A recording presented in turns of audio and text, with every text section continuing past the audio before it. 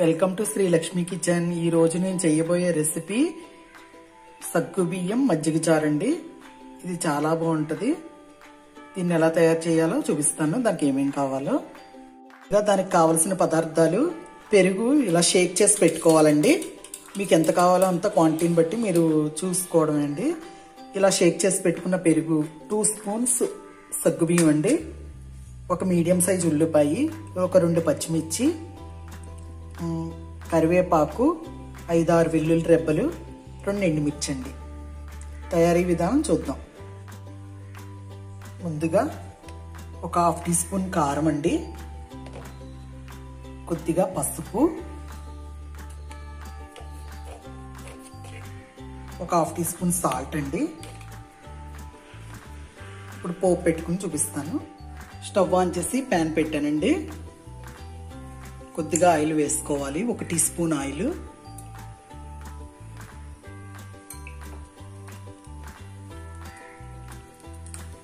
ఇది హీట్ అయ్యాక సగ్గుబియ్యం వేసి బాగా ఫ్రై చేయాలి। మజ్జిగ అనేది బాగా పుల్లగా ఉన్నప్పుడు మనం తాలింపు పెట్టుకున్నప్పుడు ఈ సగ్గుబియ్యం వేయడం వల్ల, ఈ సగ్గుబియ్యం వేపు వేయడం వల్ల ఆ పులుపు అనేది అబ్జర్వ్ చేసుకుంటుందండి। అబ్జర్వ్ చేసుకుని ఆ మజ్జిగ చారు కమ్మగా వస్తుంది అనమాట అండి, బాగుంటుంది, చాలా కమ్మగా ఉంటుంది। వేస్తానండి సగ్గుబియ్యం వేసి ఫ్రై చేసుకోవాలి।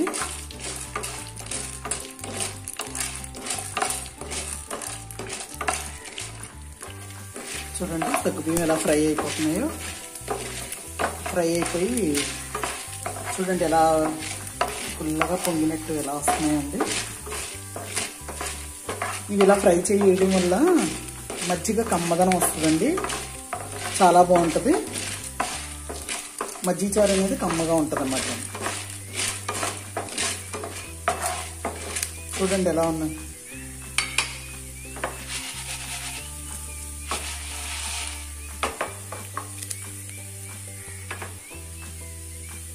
ఇప్పుడు స్టవ్ ఆపేసి మజ్జిగలో పోసేయాలండి। ఇది ఎందుకండి ఇందులో వేసుకోవాలండి।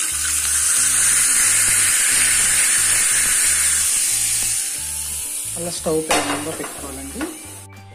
ఇప్పుడు కొద్దిగా 2 టేబుల్ స్పూన్ ఆయిల్ వేసుకోవాలండి।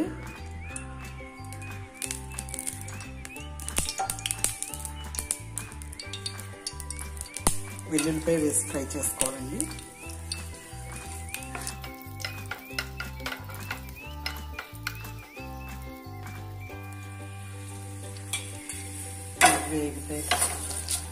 తాలింపు గింజలు వేసుకోవాలండి।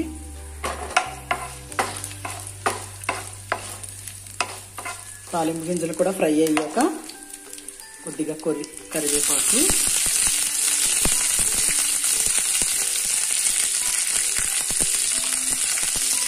వేసి ఫ్రై చేసుకోవాలి। ఇది బాగా ఫ్రై అయ్యాక ఉల్లిపాయ పచ్చిమిర్చి వేయాలి।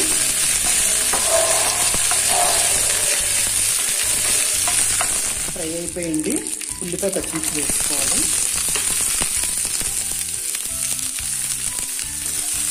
వేసుకుని కొద్దిగా ఫ్రై అవ్వాలండి। ఉల్లిపాయ పచ్చిమిర్చి పెద్ద ఎక్కువగా ఫ్రై అవ్వనవసరం లేదండి।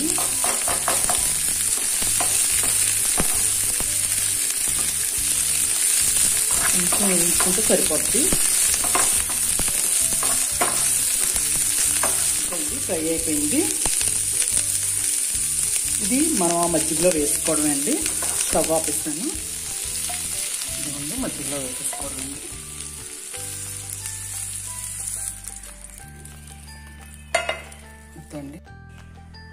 ఇదిగోండి వేసుకున్నాం కదండి ఇందులో, ఇది ఒకసారి కలిపేసుకోవడమేనండి, అంతే అండి। కమ్మని మజ్జిగ చారు రెడీ అయిపోయిందండి। ఇదిగోండి కమ్మని సగ్గుబియ్యం మజ్జిగ చారు రెడీ అయిపోయిందండి। దీన్ని మీరు కూడా తయారు చేసుకుని తిని ఎలా ఉందో నాకు కమెంట్ బాక్స్లో పెట్టండి। అలాగే మీకు ఏమైనా డౌట్స్ ఉన్నా కూడా కమెంట్ చేయొచ్చండి నాకు। కాకరకాయ ఉల్లికారం ఎలా తయారు చేసుకోవాలో చూద్దామండి। దానికి కావలసిన పదార్థాలు, ముందుగా కాకరకాయలండి 1/2 కేజీ తీసుకున్నాను నేను। అర కేజీ ఇలాగా పైన కొంచెం పీల్ చేసి ముక్కలు కట్ చేసి పెట్టుకున్నాను అనమాట అండి. ఈ 4 మీడియం సైజు ఉల్లిపాయలు ఇలా పెద్ద పెద్ద పీసెస్ కింద చేసి పెట్టుకున్నానండి. మిక్సీలో గ్రైండ్ చేద్దామని. నిమ్మకాయ సైజు అంత చింతపండు అండి, కొద్దిగా సాల్ట్, కారం, అంతే అండి. దీనికి కావాల్సిన పదార్థాలు. పసుపు. సింపుల్గా ఉంటుందండి, చాలా బాగుంటుంది టేస్ట్. ముందుగా కాకరకాయ ముక్కలు ఈ బౌల్లో వేసుకోవాలండి. వేసుకుని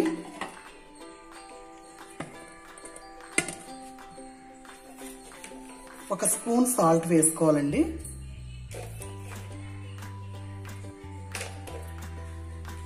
వేసుకుని ఇలా కలిపేసి పెట్టుకోవాలండి. ఇలా కలిపి 5 మినిట్స్ ఇలా బాగా మెత్తగా ఇలా గట్టిగా కలుపుకోవాలండి. కలుపుకుని 5 మినిట్స్ మూత పెట్టి పక్కన పెట్టుకోవాలండి. 5 మినిట్స్ పోయాక దీనిలోంచి వాటర్ వచ్చేస్తుంది అనమాట అండి. ఆ వాటర్ తీసేసి మనం ఇవి 2-3 సార్లు వాష్ చేసుకుని గట్టిగా పిండుకుని ఇప్పుడు ఫ్రై చేసుకోవాలన్నమాట అండి. చేదు అస్సలు ఉండదండి, తినే కొద్ది తినాలనిపిస్తుంది. ఈ ఫ్రై చాలా బాగుంటుంది. ఇలా కలిపి 5 మినిట్స్ పక్కన పెడదామండి. చూద్దామండి, 5 మినిట్స్ అయిపోయింది. ఇది పిండి ప్లేట్లో పెట్టుకోవాలన్నమాట అండి.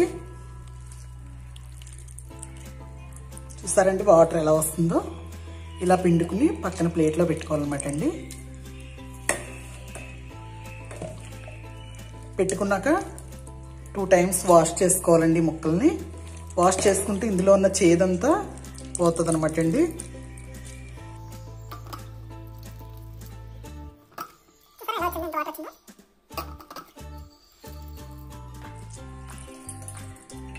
చూసారండి ఎంత వాటర్ వచ్చిందో ఇందులోంచి.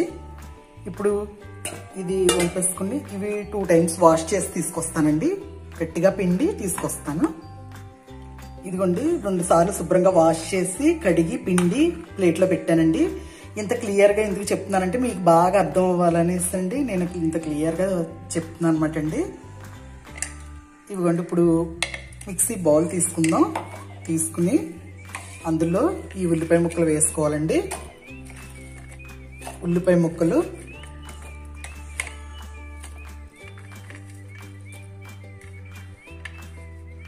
చింతపండు కూడా ఇందులో వేసుకోవాలండి.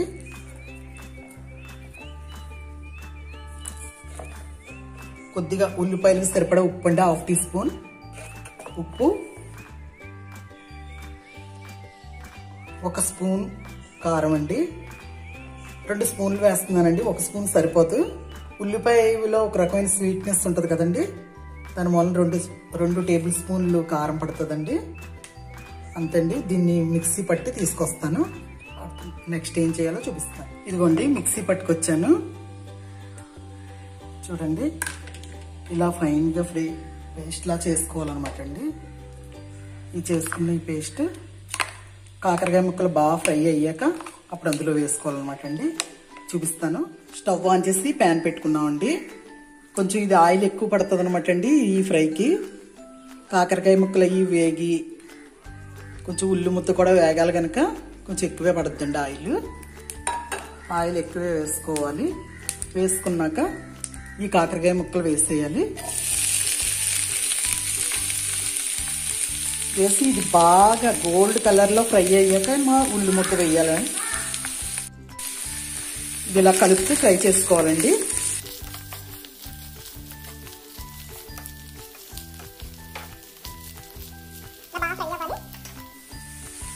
ఇప్పుడు ఫ్రై అవుతున్నాయి కదండి, ఇందులో కొద్దిగా పసుపు యాడ్ చేసుకోవాలి. 1/4 టీ స్పూన్ పసుపు వేసాను. వేసి ఒకసారి ఇలా కలుపుకోవాలి.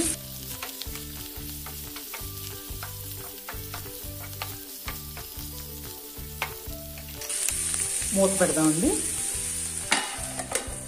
మూత పెట్టి 5 మినిట్స్ పోయాక చూద్దాం. వేగాయలు ఏవో చూద్దామండి. చూడండి వేగిపోయాయి. ఒకసారి ఎలా ఫ్రై అయ్యిందో ఈ విధంగా ఫ్రై అవ్వాలన్నమాట అండి. ఇప్పుడు ఉల్లి ముద్ద వేసుకోవాలండి. అందులో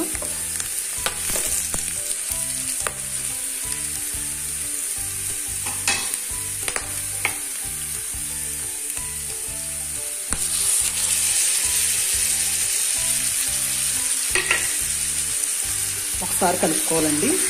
ఈ ఉల్లి ముద్ద వేసాక ఇది కూడా బాగా ఫ్రై అవనివ్వాలండి.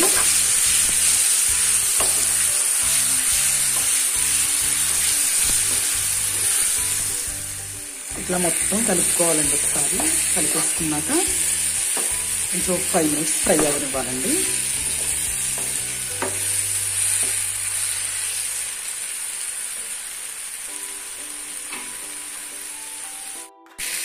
ఇక మూత పెట్టకూడదండి, ఇలా ఫ్రై చేసుకుంటూ ఉండాలి, కలుపుకుంటూను. ఉల్లిపాయ మాడిపోద్ది.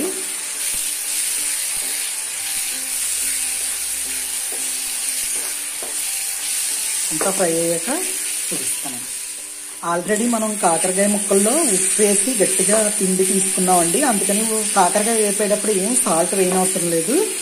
అలాగే ఉల్లిపాయ ముక్కలు అవి గ్రైండ్ చేసుకునేటప్పుడు ఎవరికి టేస్ట్కి తగ్గట్టు వాళ్ళ సాల్ట్ కారం వేసుకుని గ్రైండ్ చేసుకోవడమేనండి. చింతపండు ఉల్లిపాయ ముక్కలు ఇవి వేసి గ్రైండ్ చేసుకోవడమే. గ్రైండ్ చేసుకుని ఇలా బాగా ఫ్రై అయిపోనివ్వాలండి. ఇంకా సాల్ట్ అవి ఏమి వేయనవసరం ఉండదండి, అన్నీ మనం ముందుగా వేసేసుకున్నాం కనుక ఇంకేం వేయనవసరం ఉండదు. చూడండి ఎలా వేగుతుందో. ఇది 4 days ఉన్నా పాడవదండి.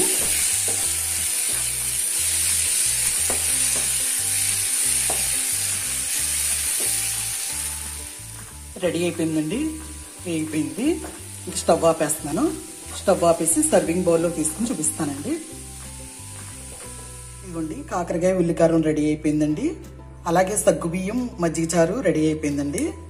ఈ 2 కాంబినేషన్ చాలా బాగుంటుందండి. రెండింటి కాంబినేషను ఈ మజ్జిగ చారు వేసుకుని కాకరకాయ ఫ్రై అన్నంలో కలుపుకుని తింటే చాలా బాగుంటుందండి. ఈ 2 రెసిపీస్ కనుక మీకు నచ్చినట్లయితే లైక్ చేయండి, షేర్ చేయండి, సబ్స్క్రైబ్ చేయండి. Thank you. Bye bye.